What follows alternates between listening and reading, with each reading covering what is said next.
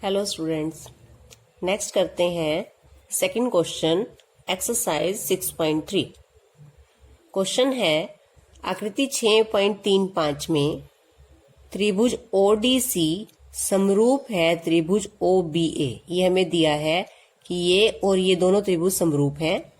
कोण BOC 125 degree, BOC यानी ये कोण हमें 125 डिग्री दिया है।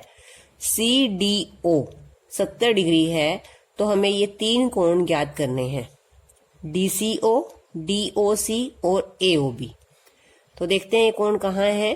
DCO कोण कौन सा है हमारा, DCO यानी इस बिंदु पर जो कोण बना है इस त्रिभुज के अंदर C बिंदु पर, वो DOC इसी त्रिभुज में ये वाला कोण, और AOB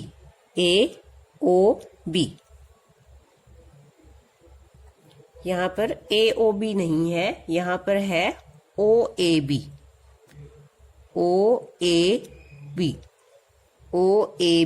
ये कोण ज्ञात करना है इस त्रिभुज में जो A बिंदु पर बना है। तो ये तीन कोण हमें ज्ञात करने हैं। देखते हैं सबसे पहले यहां पर 125 डिग्री के साथ ये हमारा, अगर इसे मिला दिया जाए तो ये कोण बनता है 180 डिग्री का सारा। इसे कहते हैं रैखिक युग्म। जब दो कोणों का योग 180 डिग्री हो उसे रैखिक युग्म कहते हैं। तो यहां से हम 180 में से 125 माइनस करके ये कोण निकाल सकते हैं। इसका नाम क्या है, DOC। तो लिखेंगे कोण DOC प्लस जो ये कोण है इसका नाम क्या है, BOC बराबर 180 डिग्री। और ये आपने लिखना जरूर है ब्रैकेट में रैखिक युग्म, कारण जरूर लिखना है। हमने देखा इन दोनों कोणों का योग 180 डिग्री बन रहा है। तो जब दो कोण एक ही बिंदु पर बने और उनका योग 180 डिग्री हो तो उसे रैखिक युग्म कहते हैं। अब यहां से DOC तो हमें निकालना है, BOC का मान रख देते हैं। BOC का मान कितना है, दिया हुआ है हमें 125 डिग्री बराबर 180। तो DOC कोण कितने का आ जाएगा, 180 माइनस 125 घटा लेंगे तो ये आ जाएगा 55 डिग्री। अब एक कोण हमने ये निकाल लिया है DOC, ये हमारा एक आंसर है 55 डिग्री। अब अगला देखते हैं हमें क्या ज्ञात करना है, DCO। अब इस त्रिभुज में देखेंगे, त्रिभुज DOC में ये कोण 70 डिग्री का है पहला, दूसरा कोण 55 डिग्री का है और तीसरा कोण हमें ज्ञात करना है। तो कैसे ज्ञात करते हैं, जब हमें दो कोण पता हो तो लिखेंगे त्रिभुज के तीनों कोणों का योग 180 डिग्री होता है। तो त्रिभुज कौन सी है हमारी, DOC में पहला कोण 70 डिग्री, दूसरा कोण कितने का है 55 डिग्री और तीसरा कोण ये 70 का ये 55 का, तीसरा कोण हमें निकालना है, इसका नाम लिख देंगे DCO। कोण DCO बराबर 180 डिग्री और ब्रैकेट में लिखेंगे त्रिभुज के तीनों कोणों का योग।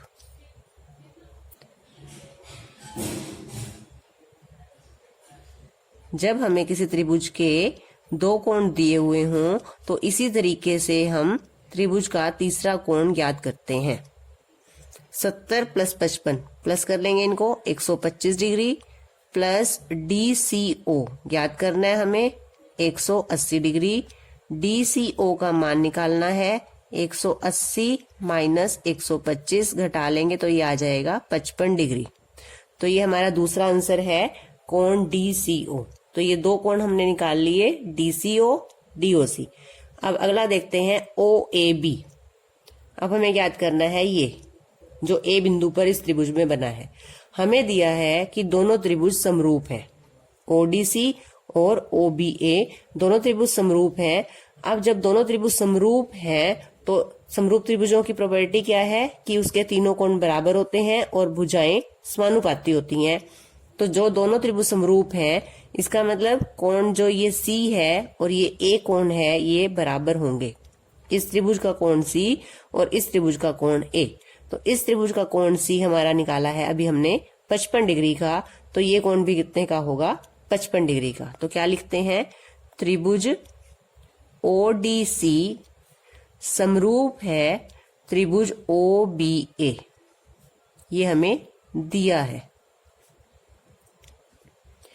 इसलिए कोण DCO बराबर कोण OAB बराबर 55 डिग्री। क्योंकि ये DCO 55 का है तो OAB कितने का आएगा? 55 डिग्री का। ब्रैकेट में लिखते हैं CPST। ये है समरूप त्रिभुजों के संगत भाग। तो ये हमने तीनों मान निकाल लिए हैं, DCO 55 डिग्री, DOC 55 डिग्री और OAB भी 55 डिग्री। तो आप आंसर में लिख दोगे ये कोण DOC 55 डिग्री, कोण DCO 55 डिग्री और तीसरा OAB बराबर 55 डिग्री। नेक्स्ट क्वेश्चन करते हैं। थर्ड क्वेश्चन है समलंब ABCD जिसमें AB समांतर DC है के विकर्ण AC और BD परस्पर O बिंदु पर प्रतिच्छेद करते हैं। इस क्वेश्चन में हमें आकृति नहीं दी है तो हमने आकृति बनानी है। तो यहाँ पर इस तरह से हमने आकृति बनाई है समलंब। समलंब क्या होती है? जिसमें भुजाओं का एक युग्म समांतर होता है। तो AB समांतर DC और इसके विकर्ण AC विकर्ण और BD विकर्ण O बिंदु पर प्रतिच्छेद करते हैं। दो त्रिभुजों की समरूपता कसौटी का प्रयोग करते हुए दर्शाइए कि OA बाय OC बराबर OB बाय OD है। हमने त्रिभुजों को समरूप सिद्ध करके उसके बाद ये दिखाना है कि ये अनुपात बराबर है। तो हम त्रिभुजों को, कौन से त्रिभुज को समरूप सिद्ध करेंगे? जिसमें ये भुजाएं, हमें LHS में क्या है? OA by OC। तो OA यहाँ पर है, OC ये है। RHS में है हमारे पास OB बाय OD, OB यहाँ है, OD ये भुजा है। तो हम ये देखेंगे कि हमारी ये सभी भुजाएं इन दोनों त्रिभुजों में आ रही है। तो हम इन दो त्रिभुजों को पहले समरूप सिद्ध करेंगे। क्या नाम है त्रिभुज का? OAB OCD। तो इन दोनों त्रिभुजों को हमने पहले समरूप सिद्ध करना है। तो हमने पहले लिखना है दिया क्या है। ABCD एक समलंब है जिसमें AB समांतर DC। सिद्ध करना है OA बाय OC बराबर OB बाय OD। तो अब हम ये दो त्रिभुज को समरूप सिद्ध कर रहे हैं। समरूपता की कसौटी है हमारे पास, या तो AA समरूपता से सिद्ध कर सकते हैं, SSS समरूपता या SAS। तो भुजाएं हमें पता नहीं है जिनका हम अनुपात निकाल सकें, तो हम यहाँ से कोण वाली प्रॉपर्टी लगाएंगे AA समरूपता। तो देखते हैं दोनों त्रिभुजों में जो ये कोण हमारा है, ये और ये दोनों कोण बराबर है। इसे क्या कहते हैं? शीर्षाभिमुख कोण। कोण AOB और इसी तरह से COD। बीच में हमें O नाम लेना है जब हम कोण का नाम लिखते हैं। जिस बिंदु पर कोण बनता है उसे बीच में लिखा जाता है। तो लिखेंगे कोण AOB बराबर कोण COD। नाम जरूर लिखना है, क्यों बराबर है ये? शीर्षाभिमुख कोण।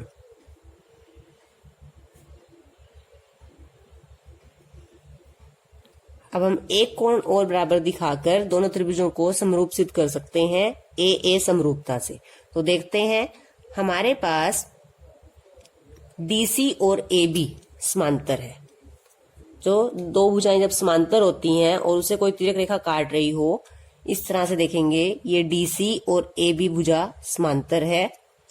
तो इस त्रिभुज में ये कोण जो C बिंदु पर बना है और जो ये त्रिभुज है इसमें ये कोण, ध्यान से देखेंगे जब हमारे पास इस तरह से Z बनता है और दो भुजाएं समांतर हों, Z बने, तो ये और ये कोण बराबर होते हैं। इसे कहते हैं एकांतर कोण।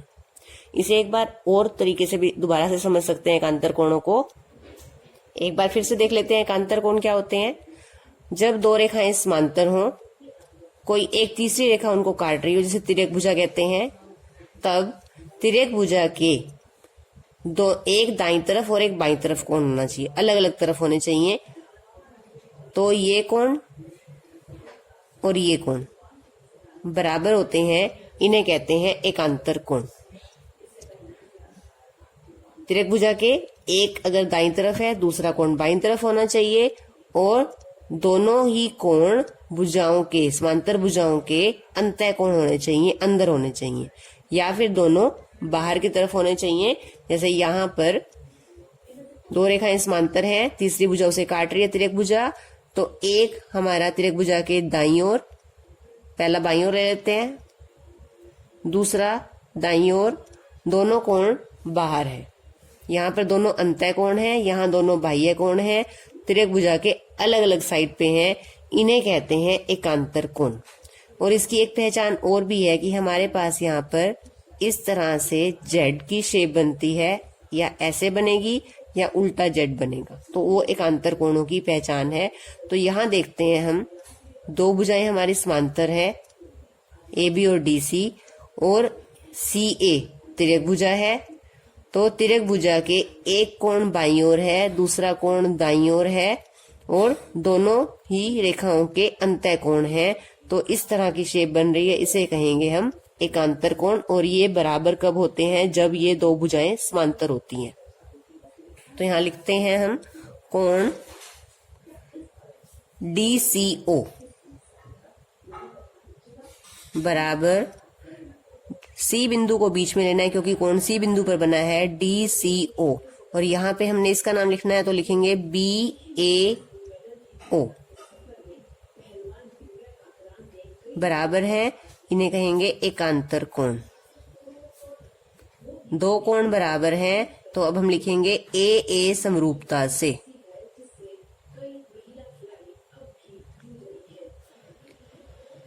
त्रिभुज समरूप है, लेकिन जब हमने नाम लिखना है तो देखेंगे, अगर हम OAB और ODC की बात कर रहे हैं, मान लो मैंने यहां लिखा O, समरूप त्रिभुज, यहां भी O क्योंकि O और O कोण संगत है आपस में भाग, फिर लिखा A का संगत भाग क्या है? C। OAB इस त्रिभुज का नाम है और इस त्रिभुज का नाम है OCD। ये आपको समझ में आ गया होगा कि समरूप त्रिभुज में हम जो है ये नाम किस तरह से लिखते हैं। त्रिभुजों के संगत भाग के साथ संगत भाग होना चाहिए। कोण O के बराबर है दोनों त्रिभुज में। कोण A, इस त्रिभुज का कोण A इस त्रिभुज का कोण C बराबर है, और तीसरा नाम हमारे पास यहाँ पे B, और इस त्रिभुज का तीसरा भाग है D। तो इस तरह से समरूप लिखना है। AA समरूपता से दोनों त्रिभुज क्या है? समरूप है। अब जब त्रिभुज समरूप होती हैं तब उसकी संगत भुजाएं समानुपाती होती हैं। तो संगत भुजाएं देखें कैसे लिखेंगे, इसलिए OA, इस त्रिभुज से OA भुजा ली तो इस त्रिभुज को कौन सी लोगे? OC। संगत भाग इस तरह से लिखे जाते हैं, OA लिया तो यहां से OC लिया, बराबर जो सिद्ध करना है OB, तो OB लोगे अगर आप यहां से, तो यहां से क्या आ जाएगा? OB लिया हमने तो यहां से आएगा OD, और यही हमने सिद्ध करना था। ये क्यों बराबर है ब्रैकेट में ये जरूर लिखेंगे, समरूप त्रिभुज की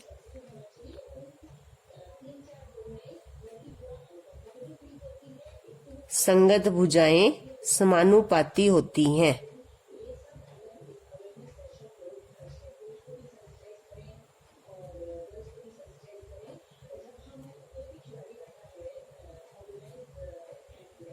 और यही हमने सिद्ध करना था, तो लिखेंगे हेंस प्रूव्ड। क्वेश्चन 4 देखते हैं। आकृति 6.36 में यह आकृति दी हुई है हमें, QR बाय QS बराबर QT बाय PR, और कोण 1 बराबर कोण 2। दर्शाइए कि त्रिभुज PQS समरूप है त्रिभुज TQR। त्रिभुज PQS और TQR ये दोनों त्रिभुज को हमने समरूप सिद्ध करना है। सबसे पहले आप कॉपी में पहले इसकी आकृति बनाओगे और जो दिया है वो लिखेंगे। ये हमें दिया हुआ है Q R by Q S बराबर Q T by P R और कोण 1 बराबर कोण 2। हमें सिद्ध करना है ये दोनों त्रिभुज समरूप हैं। तो सबसे पहले जो हमें ये कोण 1 बराबर कोण 2 दिया है इसका यूज करते हैं। कोण 1 और कोण 2 बराबर है। सबसे पहले आप ये देखो कि ये दोनों कोण कौन सी त्रिभुज में आ रहे हैं, पी क्यू आर। अब आपने सिर्फ पी क्यू आर त्रिभुज को देखना है और उसमें देखना है कि कोण 1 और कोण 2 बराबर है। तो हम यहां पर ले रहे हैं त्रिभुज पी क्यू आर में। इस तरह से लिखेंगे त्रिभुज पी क्यू आर में कोण 1 बराबर कोण 2। अब कोण 1 के सामने वाली भुजा कौन सी है? कोण 1 के सामने वाली भुजा है पी आर और कोण 2 के सामने वाली भुजा है पी क्यू। हमने 9th क्लास में पढ़ा है कि जब किसी त्रिभुज के कोई दो कोण बराबर हों तो उनकी सम्मुख भुजाएं बराबर होती हैं।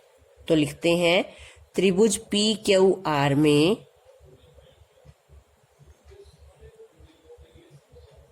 कोण 1 बराबर कोण 2, ये हमें दिया हुआ है। और कोण 1 के सामने वाली भुजा पी आर, कोण 2 के सामने वाली भुजा पी क्यू, इसलिए पी आर बराबर पी क्यू। समान कोणों की सम्मुख भुजाएं, जब दो कोण बराबर होते हैं तो उनके सामने वाली भुजाएं बराबर होती हैं। भुजाएं। अब हमें जो ये दिया है इसे लिखेंगे Q R by Q S बराबर Q T by P R. और पी आर को हमने पी क्यू के बराबर सिद्ध किया है तो यहाँ पी आर की जगह क्या लिख देते हैं, पी क्यू। या Q R by Q S बराबर Q T by P Q. Bracket में लिखेंगे पी आर बराबर पी क्यू है, दोनों बराबर है इसलिए हमने पी आर को हटाकर यहाँ क्या लिख दिया है, पी क्यू। अब हमें सिद्ध क्या करना है, त्रिभुज पी क्यू एस और टी क्यू आर ये दोनों समरूप हैं। तो एक बार हम यहाँ पर पी क्यू एस और टी क्यू आर त्रिभुज को बनाएंगे। जिन दो त्रिभुज को मुझे समरूप सिद्ध करना है मैंने यहाँ बना लिया है पी क्यू एस और टी क्यू आर। क्यू बिंदु पर कोण 1 है तो यहाँ पर भी कोण 1 है, यहाँ पर भी क्यू बिंदु पर कोण 1 है। और पी आर जो पी क्यू भुजा है ये और ये पी आर ये बराबर है पी क्यू और पी आर भुजा बराबर है। और इस बिंदु पर आर बिंदु पर क्या बना हुआ है, कोण 2। तो हमने इन दोनों त्रिभुजों को समरूप सिद्ध करना है तो हम अब इसे देखते हैं। हमारे पास अभी तक क्या है, Q R by Q S, Q R by Q S बराबर Q T by P Q, Q T by P Q. एक बार फिर से देखेंगे, हमारे पास है क्यू आर इस त्रिभुज की भुजा बाय क्यू एस दूसरी त्रिभुज की भुजा बराबर क्यू टी पहली त्रिभुज की भुजा बाय पी क्यू दूसरी त्रिभुज की भुजा। तो इसका मतलब इस त्रिभुज की दो भुजाएं दोनों त्रिभुज की समानुपाती हैं और कोण 1 और कोण 1 क्योंकि ये तो कोण बराबर है, दो भुजाएं समानुपाती और उनके बीच का कोण बराबर। तो क्या लग गई हमारे पास, एस ए एस समरूपता से हमारे पास दोनों त्रिभुज क्या सिद्ध हो गई, समरूप। तो यही लिखना है हमने। दोनों त्रिभुज का नाम लिखेंगे, पहले ये बताएंगे कि दोनों त्रिभुजों में दो भुजाएं समानुपाती हैं और एक कोण बराबर है।